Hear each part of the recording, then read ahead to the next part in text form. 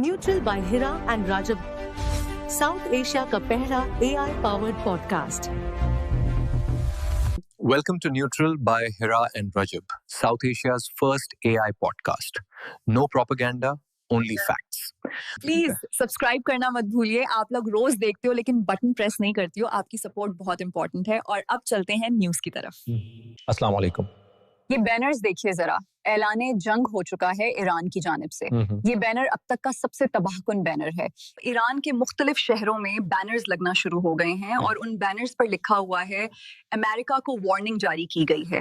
और इसमें बड़ा क्लियर कहा गया है कि अगर तुम हवा बोओगे तो तूफान काटोगे. यानी उसमें ये कहा गया है कि अगर तुम प्रॉब्लम क्रिएट करोगे तो तुम उससे बड़ी तबाही फेस करोगे.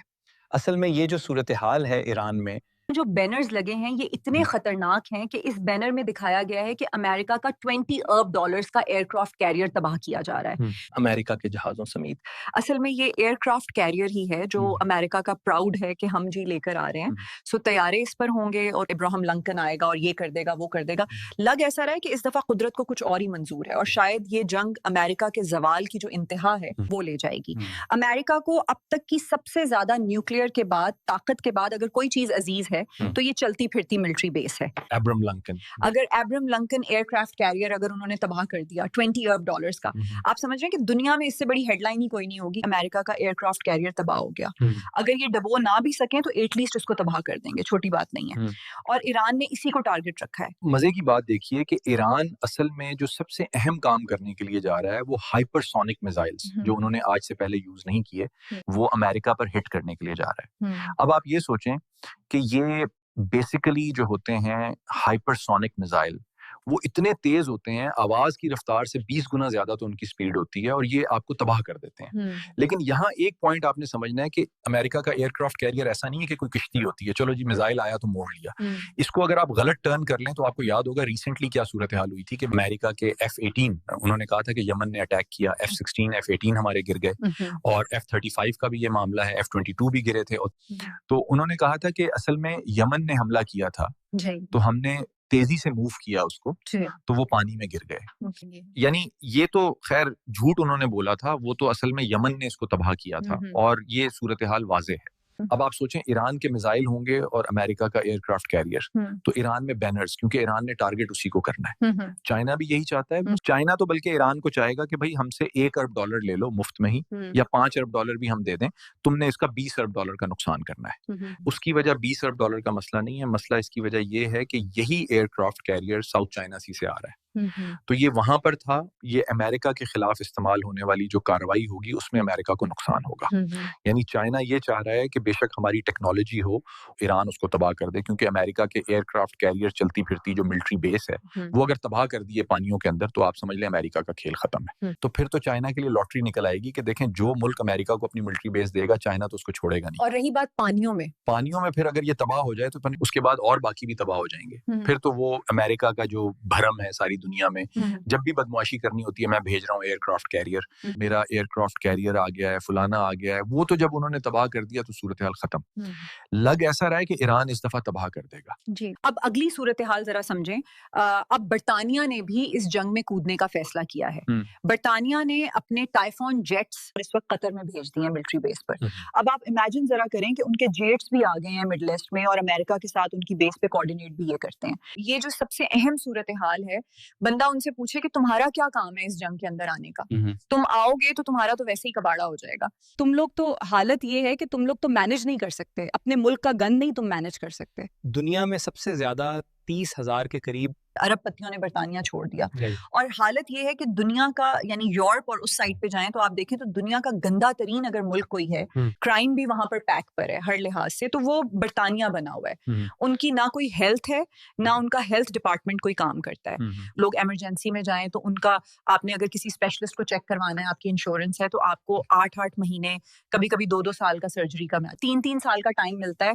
बंदा ही वो दुनिया से रुखसत हो जाता है. और क्राइम इतना ज्यादा है ہے کہ لندن سینٹرل لندن میں لوگ ہوم لیس سڑکوں پہ سو رہے ہیں, تو یہ تو میدان میں ہے تو ان کا تو ویسے ہی کباڑا ہو جائے گا, ان کی معیشت کا تو ویسے ہی بیڑا غرق ہوا پڑا ہے. لیکن خیر جتنی مرضی آپ کوشش کر لیں, مسلمانوں کے خلاف سارے ایک ہیں, چاہے امریکہ کے برطانیہ سے تعلقات خراب ہوں, امریکہ کے یورپ کے ساتھ خراب ہوں, اسرائیل کے خراب ہوں, لیکن جب مسلمانوں کی باری آتی ہے کسی بھی مسلم کنٹری کی, تو بس پھر اس کے بعد یہ نہیں دیکھتے, چاہے وہ سعودی عرب ہو, چاہے وہ ایون کہ فلسطین ہو, چاہے وہ ایران ہو, چاہے وہ عراق ہو, شام ہو, جب بات آتی ہے مسلم کنٹری کی تو بس پھر یہ آپ سمجھ لیں ان کا کھیل یہ ہوتا ہے کہ ہم نے سب نے مل کر مارنا ہے. اگر امریکہ کا ایئر کرافٹ کیریئر تباہ کر دیا نا, تو آج آپ یہ بات لکھ کر رکھ لیں کہ وہ دن دور نہیں ہے کہ گلف کنٹریز, مڈل ایسٹ سے امریکہ کی چھٹی ہو جائے گی. کیونکہ دیکھیں امریکہ, اور یہ اس دفعہ ہو جانا چاہیے, دیکھیں امریکہ نے بڑی کوشش کی ہے نا, کیا کہا تھا ٹرمپ نے, کہا تھا میں 15 دن کے اندر یمن کو گھٹنوں پر لے کر آؤں گا اور یہ معافی مانگتے پھریں گے. دیکھیے کرم نوازی کیا ہوتی ہے کسی بھی قوم کے اوپر, کہ وہ جب خوشحال ہوتی ہے تو وہ خیر اور بھلائی کا کام کرتی ہے. لیکن امریکہ جیسے ملکوں کی صورتحال یہ ہے کہ جب یہ خیر کی طرف آتے ہیں تو یہ لوگوں کے گلے دباتے ہیں. انہوں نے کہا 15 دن میں ہم یمن کو تباہ کریں گے, یمن نے اتنے میزائل مارے, اتنے میزائل مارے. 15 دن بعد ان لوگوں نے یمن کے آگے 1 مہینہ جنگ چلتی رہی اور گھٹنوں میں یہ لوگ گرے اور پھر ان سے ڈیل کی, فائنلائز کی. اور اس کے بعد آپ سوچیں یمن سے ڈیل کر کے کہ ٹھیک ہے جی ہم یہاں نہیں آئیں گے, فلانا نہیں آئے گا, اور یہ پیچھے ہٹے. یہ تھی ان کی اوقات اور یہ صورتحال تھی. اس دفعہ ٹرمپ کا بھی معاملہ کلیئر ہو جانا چاہیے. یعنی لوگوں کو اب یہ بات ریلائز ہو گئی ہے کہ یار ان لوگوں کو اب مار پڑنی چاہیے, ان لوگوں نے ادھم مچا کر رکھا ہوا ہے. تو اب آپ اندازہ کر لیں کہ برطانیہ کے ساتھ یہ مل کر کام کر رہے ہیں. ایران اصل میں اس دفعہ اپنی پاور شو کرنے کے لیے جا رہا ہے. بس ایک چیز کا ایران کو موقع ملنے دیں, صرف ایک چیز کا ایران کو, کہ سیکنڈ سٹرائک میں ایران کو کچھ نہ ہو, کچھ بھی نہ ہو. پھر اس کے بعد دیکھیے کہ یہ لوگ کرتے کیا ہیں. اور سب سے بڑی صورتحال یہ ہے کہ ابھی تو آپ کو یہ لگ رہا ہے نا ایران میں جو احتجاج ہو رہا ہے اس کا بھی حساب کتاب ایران نے پورا کرنا ہے. انہوں نے اس دفعہ بھی نہیں چھوڑنا, اور وہ کسی موڈ میں نہیں ہے. وہ اصل میں ایک چیز ان سے غلطی ہوئی ہے اسرائیل اور امریکہ سے.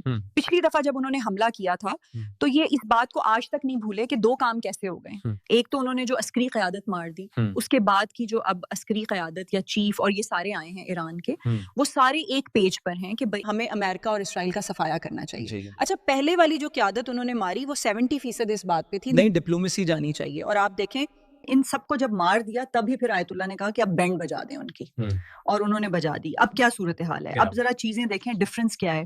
اب معاملہ یہ ہے کہ اس وقت آیت اللہ بچ گئے, اور پھر اس کے بعد جو ایران نے حال کیا میزائلوں سے وہ سب کو پتا ہے. اس دفعہ سب سے بڑی صورتحال یہ ہے کہ ساری قیادت ایک پیج پر ہے, اور وہ کہہ رہے ہیں کہ ہم نے ان کا بھڑکس نکال دینا ہے, کیونکہ ان کو پتا ہے کہ یہ ہمیں مارنے کے لیے آ رہے ہیں اور پریزیڈنٹ کو بھی ماریں گے. تو انہوں نے فیصلہ کیا ہے کہ اب ہم سارے اپنے میزائل اور یہ تمام چیزیں یوز کر لیں جو ہم نے آج سے پہلے یوز ہی نہیں کی. اور اصل میں مین ٹارگٹ ہے امریکہ کا ایئر کرافٹ کیریئر, یہ ہے مین ٹارگٹ. اس کو ہٹ کرنا اس وقت ایران سب سے اہم سمجھتا ہے, اور ایران نے جب ہٹ کر دیا, آپ سمجھ لیں کہ پٹاخے پھوٹیں گے ماسکو سے, پٹاخے پھوٹیں گے بیجنگ سے, اور تہران میں تو جشن ہوگا ہی ہوگا. آپ فلسطین میں دیکھیے گا, آپ دنیا کے ہر مسلم کنٹری کے اندر پٹاخے پھوٹیں گے کہ امریکہ کا $20 ارب کا ایئر کرافٹ کیریئر تباہ کیسے ہوا. یہ اصل میں اس وقت آپ دیکھیں گے اس دفعہ ریئیکشن, اس کی ریزن کیا ہے. اس کی ریزن یہ ہے کہ امریکہ کا سب سے بڑا مسئلہ یہ تھا, جب افغانستان سے یہ لوگ نکلے تھے تو امریکہ کی وہ جو پاور تھی وہ ختم ہو گئی. اب اصل میں ٹرمپ نے یہ دیکھا ہے کہ فرسٹریشن اس کی ہے, مدورو کو اٹھا لیا, اس کو اٹھا لیا, جس کا دل کیا میں آ رہا ہوں تباہ کرنے تمہیں, میں آ رہا ہوں. اب اگر یہاں پر ان کے یہ 2-3 کام ہو جائیں, ایک تو حملہ رک جائے تو بڑی بات ہے, نہ بھی رکے اسرائیل کی تباہی ہو جائے اور امریکہ کی تباہی ہو جائے, اور اس کے بعد ایئر کرافٹ کیریئر یعنی جو اس کے ملٹری بیسز, آپ یہ سمجھ لیں کہ اس کے بعد امریکہ ختم ہو جائے گا, اس کی وہ طاقت نہیں رہے گی. جو مرضی آپ کر لیں, جتنی بڑی طاقت ہوتی ہے وہ اتنی تیز کے ساتھ تباہ ہوتی ہے, اور لگتا ہے ٹرمپ کے ہاتھوں ہی یہ کام ہونے کے لیے جا رہا ہے. اس کی ریزن یہ ہے کہ ان لوگوں نے فیصلہ کیا ہے کہ ہم نے خطے میں بری جنگ چھیڑنی ہے. اور مزے کی یہاں پر بات سمجھیں, مسلم کنٹریز بھی چاہتی ہیں کہ امریکہ کے ساتھ ایسا ہو جائے, وہ بھی تنگ آ چکی ہیں سارے, اور ایسا لگ رہا ہے ایک دفعہ آپ دیکھیے گا امریکہ کے ساتھ یہ ہوا تو سارے اپنی پارٹی بدل لیں گے. اور یہ ہوتا ہے, یہ نیچرل چیز ہے, آپ نے پارٹی بدلنی ہوتی ہے, آپ بدل لیتے ہیں, آپ کہتے ہیں یار بس ختم ہو گیا, امریکہ کے ساتھ نہیں چلنا.